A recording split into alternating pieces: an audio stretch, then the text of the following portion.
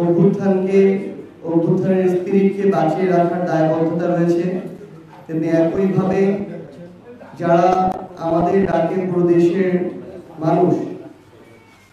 জীবন দেওয়ার কথা বিন্দুমাত্র জীবন দেওয়ার বিষয়ে চিন্তা না করে, তাদের যে রক্ত ঝরেছে সে বিষয়ে চিন্তা না করে তারা রাজপথে নেমেছে, লড়াই করেছে এবং নতুন একটি বাংলাদেশ এসেছে। আমাদের মনে হয়েছে যে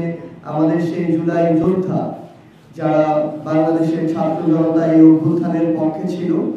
তাদের দাঁড়ে দাঁড়ে গিয়ে তাদের কথা শোনাটাও আমাদের দায়বদ্ধতা এবং তাদের চাওয়ার ভিত্তিতে বাংলাদেশে জাতীয় নাগরিক পার্টি এনসিপির ইশতেহার তৈরি হবে, যে ইশতেহারের উপরে দাঁড়িয়ে জাতীয় নাগরিক পার্টি এনসিপি সংসদে জনগণের প্রতিনিধিত্ব করবে।